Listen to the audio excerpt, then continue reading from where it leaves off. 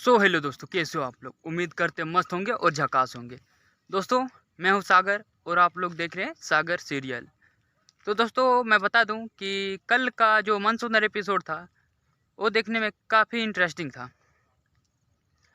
और जहां तक पूनम के ऊपर गुस्सा भी आ रहा था दोस्तों, क्योंकि जो पूनम है वो रूही को नहार के अतीत वाले कमरे में बंद कर देती है।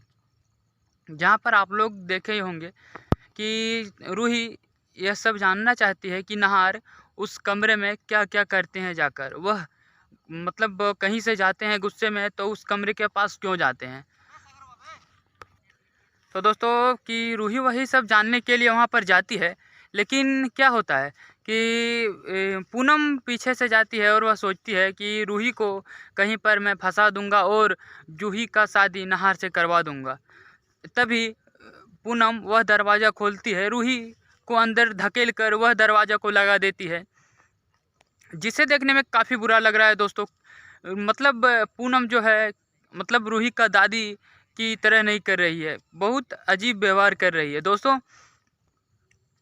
पूनम रूही को वहाँ पर बंद कर देती है और जूही को ढूंढने लगती है। जूही इधर जूते के फिराक में होती है, वह जूते को नुकाती है क्योंकि उसे पैसा चाहिए होता है। जूते नुकाने से पैसा जो मिलता है ना, इसीलिए वह जूता नुकाती है। पूनम उसे ढूंढती हुई जाती है, तभी वह पूनम उसको देखती है कि जूही जूता को नुका रही है। पूनम जूते को जूही से छीन लेती है और गिड़गिड़ाने लगती है, रोने लगती है और कहती है कि मेरी बच्ची, तू मेरा लाज रख ले। क्योंकि तभी कहती है कि जूही यहाँ पर नहीं मिल रही है, कहीं नहीं मिल रही है, पता नहीं कहाँ चली गई। तभी पूनम से जूही कहती है, अरे दादी क्या हो गया, आपका तबीयत तो ठीक है ना, आप इस तरह रो क्यों रही हो। पूनम कहती है, हाँ बेटा मेरा तबीयत तो ठीक है, लेकिन मैं क्या बताऊँ, मेरे मेरे ऊपर का लिखा पता गया, क्योंकि वो जो है ना रूही, वो यहाँ से भाग गई है। तो क्या करती है पूनम, इसी तरह पूरा रोने लगती है और जूही को यह सब कहानी बताने लगती है, मनगढ़ंत कहानी, क्योंकि रूही वहाँ से तो भागी नहीं है दोस्तों, आप लोग भी जानते होंगे। और वह यह सब मनगढ़ंत कहानी जूही को सुनाने लगती है। जूही को यह सब बातों पर विश्वास नहीं होता, लेकिन फिर ही क्या ही बताएं दोस्तों, लेकिन जूही को थोड़ा थोड़ा भी विश्वास भी नहीं होता। वह कहती है, नहीं वो कहीं नहीं गई होगी, चलिए चलिए ना उसे ढूंढते हैं। लेकिन पूनम यह सब बातों को नकारते हुए कहती है कि अरे जूही नहीं मिलेगी, अगर उससे मिलना ही होता, आना ही होता, तो वह यहाँ से भागती ही क्यों, वह कहीं भाग गई।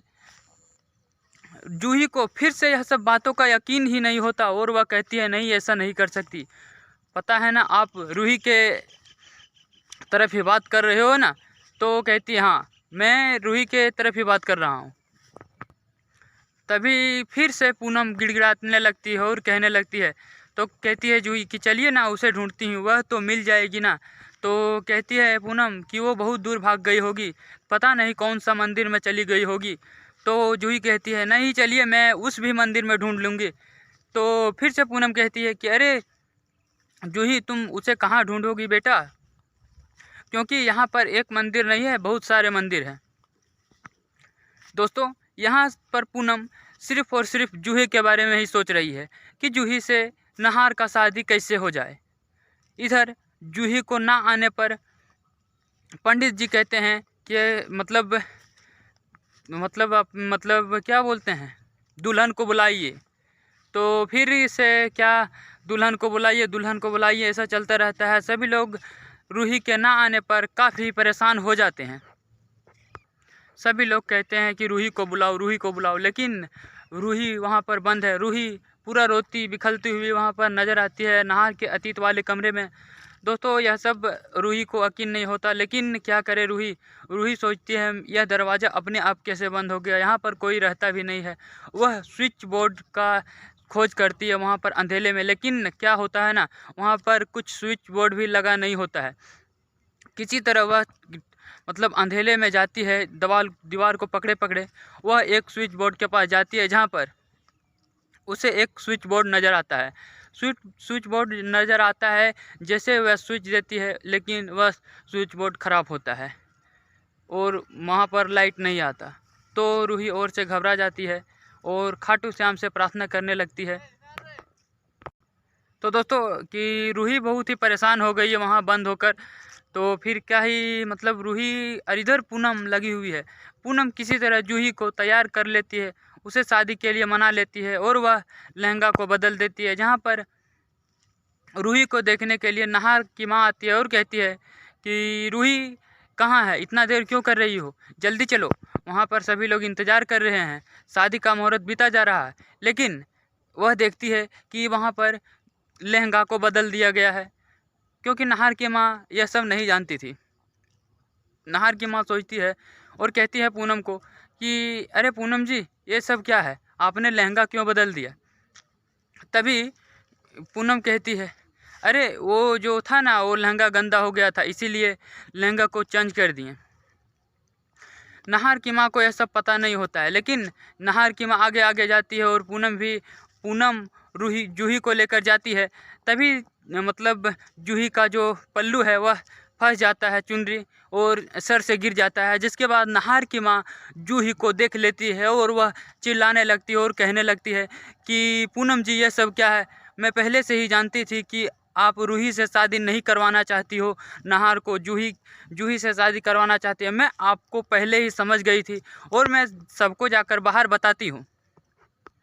लेकिन पूनम गिड़गिड़ाने लगती है और कहने लगती है। तभी नाहर के माँ को क्या होता है, क्या उसके मन में आता है, वह सोचती है कि हो सकता है नाहर का जोड़ी जूही के लिए हो, जो नाहर और जूही का जोड़ी ही मिला हो, तो चलो मैं जूही से ही शादी कर लेता हूँ। तो फिर कहती है पूनम से वह कि पूनम जी जाइए, जूही को ही लेकर आइए तैयार करके। तभी पूनम जूही को शादी के लिए जाती है। तो दोस्तों आज का एपिसोड देखना काफ़ी ज़्यादा इंटरेस्टिंग होगा कि जूही और नाहर का शादी होता है या शादी में आता है कोई विघ्न। देखते हैं दोस्तों आने वाला एपिसोड में। तब तक के लिए हमारे वीडियो को लाइक नहीं किए हो तो लाइक कीजिए और चैनल को सब्सक्राइब से ज़रूर से कीजिएगा। और वीडियो आप लोग को सीरियल देखने में कैसा लग रहा है कमेंट करके ज़रूर बताइएगा। दोस्तों आने वाला अपडेट का रिव्यू देते हैं कल। तब तक के लिए टाटा बाय बाय।